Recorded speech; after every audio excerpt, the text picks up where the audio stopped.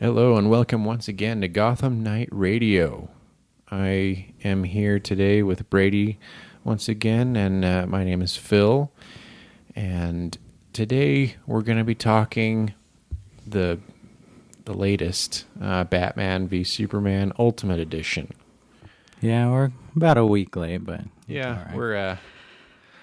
we're not on time here, but so we saw the theatrical edition. Yep. And I didn't really hear your thoughts on the theatrical cut. What did you think of that cut? Well, I liked it. I think I'm one of the only few that actually loved it. Like, I thought it was awesome. I thought Ben Affleck did great. Gal Gadot was amazing. Henry Cavill still mopey and broody. I didn't really care for that, but like, I came out of that film and I was happy. I saw it. I went and saw it 2 more times.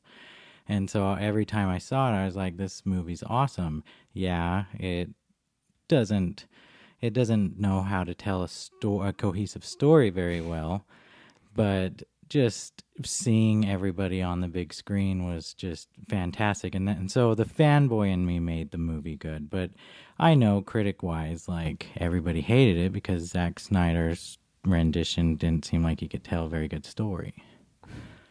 So you just loved it mainly just for the opportunity to see these characters finally together. Yeah. That was me too. Like the story, it was too much story, to be honest with you. I loved just seeing them together, but there are, I felt like there were moments there were some great moments, but altogether it was just too much in one movie. Like, they combined way too much. Yeah, it was a lot of moving parts that I don't think were juggled very well. Mm-hmm. I hate comparing Marvel to DC, but, Marvel juggling all their main actors with Avengers, they know how to still do a story even though they have a lot of moving pieces, and I just don't think that this film, BVS, was up to par to that. Mm-hmm. Yeah, seeing Civil War after, BVS came out, and it's a lot more cohesive.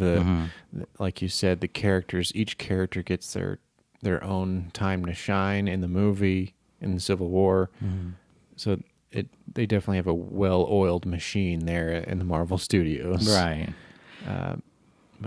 But with the Ultimate Edition, the Ultimate Cut, what were your thoughts on that? Well, just from the very beginning when it started out and it says, oh, here's, what's his name? Superman's buddy, the photographer, Jimmy Olsen. When it first started off and said, oh, here's Jimmy Olsen, like, that was completely different than the theatrical release. And it was nice knowing, oh, well, that's Jimmy. He's gonna die. Yeah. And just starting off explaining more instead of just having us see some random CIA person die it was great to go into that knowing that, okay, we're gonna get a little more explanation and be able to see a cohesive story this time. And there was one scene in particular that I thought that during the theatrical release, it was with Barry White. And just out of nowhere, it was like Batman, Gal Gadot, and then Barry White comes in and says, where's Clark Kent? Why can I never find Clark Kent? And I was like, why was that scene even in the theatrical release? Because it didn't make any sense. It didn't have anything to do with the other scenes. But then watching the Ultimate Edition, it showed Clark, and he was at the prison, and he was going through to try to, like, find out what happened to the guy that got transferred to Metropolis. And then it goes to that very White scene and says, where's Clark? Why is he never here? And that made more sense. And so just those little teeny, even like 1 minute segments about them being able to explain a little more just made the entire movie a completely different movie to me. It is. It has a completely different feel. It's like the movie in the theatrical cut. I feel like the studios, like, were heavily involved in that cut, like trying to get it down to a reasonable length for the general audience, because Yeah. it's hard to sell 3-hour movie Right. to.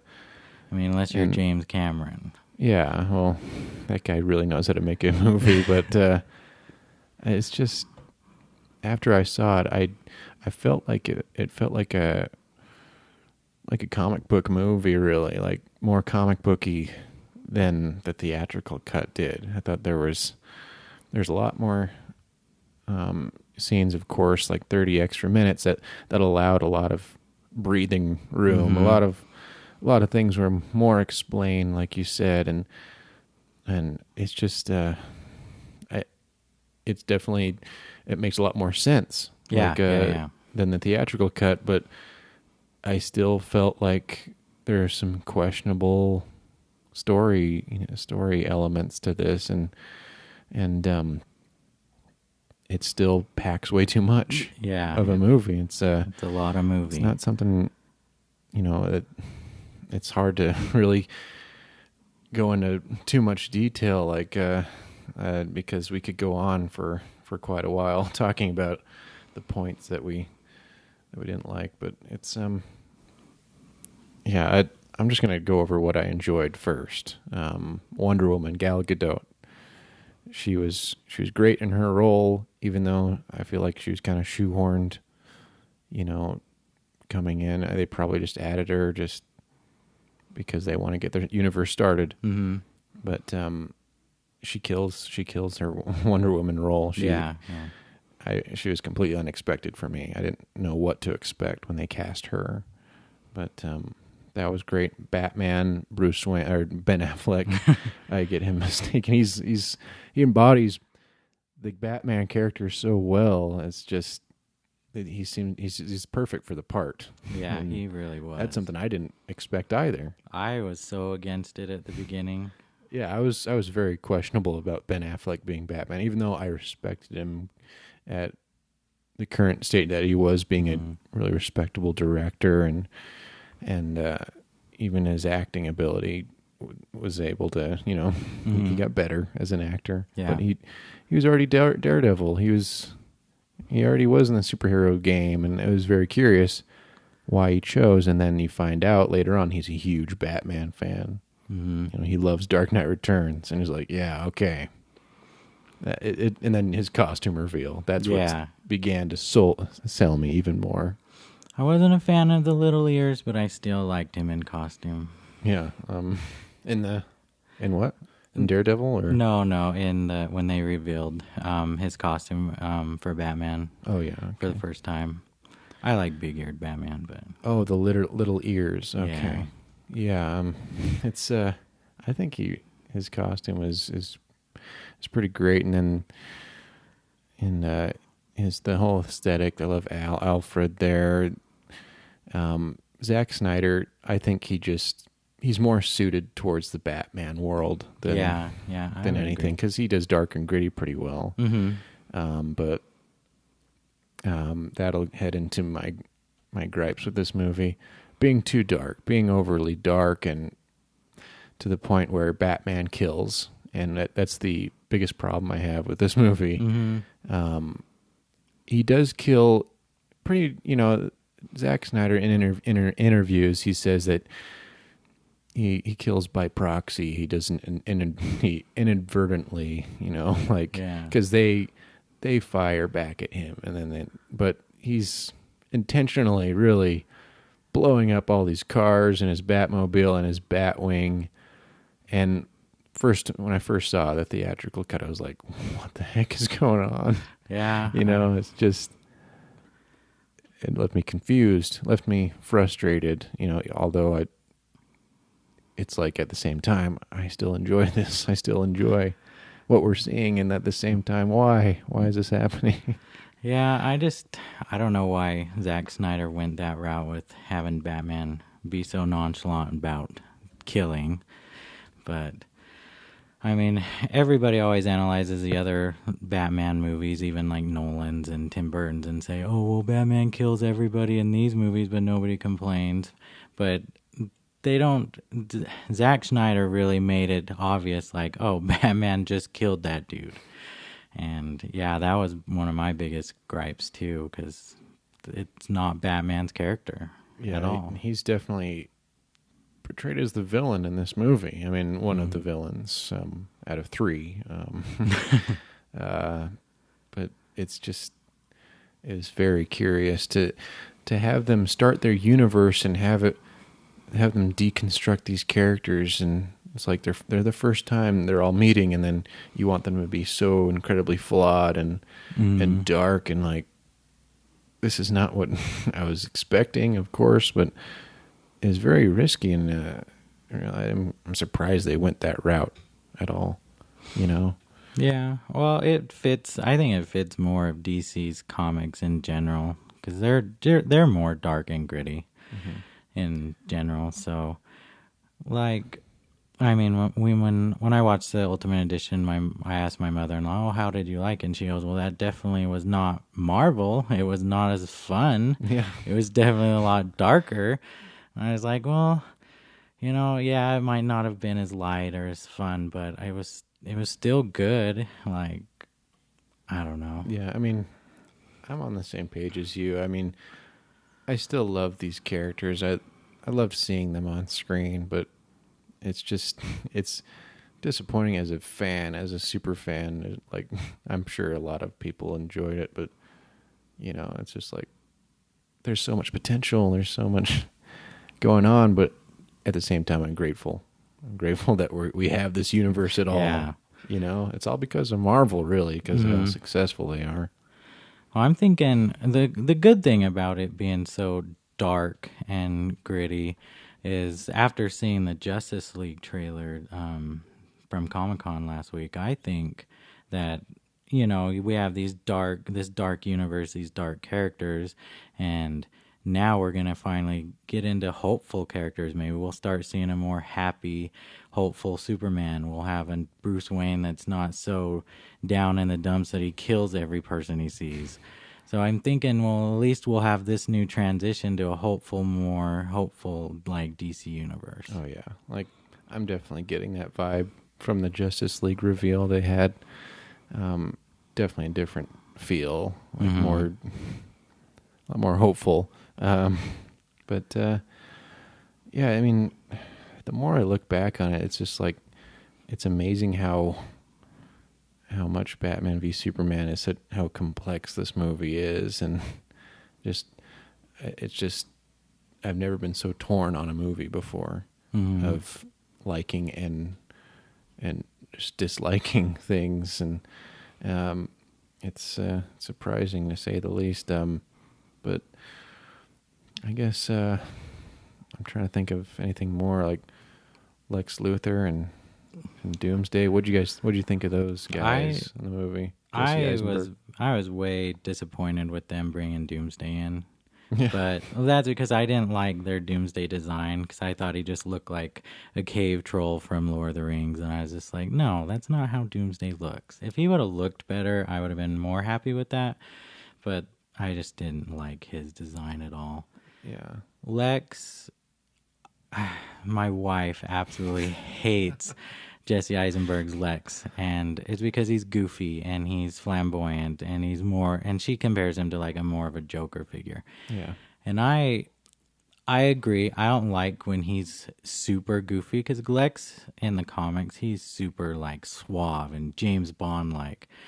And to see him be goofy like that, I wasn't the biggest fan. But when Jesse Eisenberg would do his serious roles, like there was one scene when I watched it the other day, and it was when the guy in the wheelchair from Bruce Wayne's company rolls into his apartment after he got bailed out of jail, and he goes, "Oh, who are you?"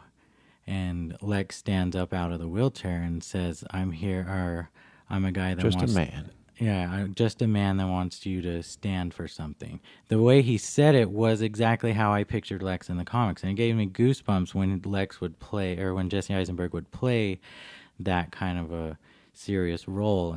But when he started being more goofy, is when I just was like, no, I just can't stand Jesse Eisenberg as Hmm. Lex. Yeah. Yeah. I'm the same with you on the again, they're adding too much with Doomsday, and it was too early to have Superman die, and I feel like they just killed off so many Superman characters. They killed off Mercy Graves, they killed off Jimmy Olsen, which I was very upset about. I'm just really upset about why they chose to do that. And then Lex Luthor, I'm really torn on his performance, because he's basically, like you said, a Joker type, or more Riddler. I think he'd be perfect Riddler. Yeah, yeah. But he's too goofy. You know, I did enjoy moments though, like you had that, like you had brung up, but like his speech with Superman, I liked that when he was telling, like, talking about gods, and no one intervened when my father delivered me from his fist, and then at that point later on, there's foreshadowing. Doomsday tries to kill him, Superman stops him, and that's great foreshadowing. Again, there's so many great moments, but there's also, you're torn. Like, it's the most divisive movie ever, I think, that in the comic book world. I mean, comic book movies. We can keep going, right? Yeah, well, for reals. But I guess final thoughts: Batman v Superman Ultimate Edition. Great moments within a very complex and overly complicated story, that just combined way too much storylines in one movie, which they could have spread out to several movies. Really, we could have had a Batman solo, and after Man of Steel, and then have Batman v Superman. Yeah, they could have stretched out so many movies, but I feel like they rushed it. They're rushing their whole plan here. They're trying to catch up, and they shouldn't. They shouldn't at all, because their characters, they're household names across the world. I feel like their stories are. There's so much potential there. I'm not going to compare to Marvel. I'm not going to say they're better or anything, but DC has great potential for great stories, and it's really sad to see them squander it like this. Yeah. But luckily, the hopeful of Justice League and like the Wonder Woman trailer, I'm hoping those movies look great. That got my hype all back to this universe. But yeah, that's. And what are my final grade? Batman v Superman Ultimate Edition. I'm gonna give it a B minus. B minus. A B minus. If I were to grade it, okay. I had this feeling when I actually went and saw. So I saw BVS 3 times, the theatrical release. So it wasn't even the good release, and I saw that, and then I saw Civil War, and I saw that one twice. And every time I was in Civil War, I just sat there and I just thought, I'm not excited. I'm not. Like, yeah, I see Spider-Man and he's cool, and I see all these characters, and it was building up to Civil War, and I was excited for that story arc, but actually sitting in the movie, I wasn't on the edge of my seat as I was every time I saw BVS. And even though BVS had the poor story. Yeah. And so I would have to give a biased, like, B+. But for the theatrical cut. For the theatrical cut, okay. I would give the theatrical cut a B, and then the Ultimate Edition, I'd give that a B+. But I'm way biased, and I don't know. It was just a feeling that I felt watching Civil War and going, I'm not as nearly excited as I am watching BVS. Yeah, looking back, I'd have to agree. I mean, it's more rewatchable, I guess. BVS Ultimate Edition. I'd definitely like to watch that over and over. I mean, Civil War. I'd have to agree with you on that one. There's some great moments in there, but I'm not going to go out of my way to really repeat viewings. Yeah.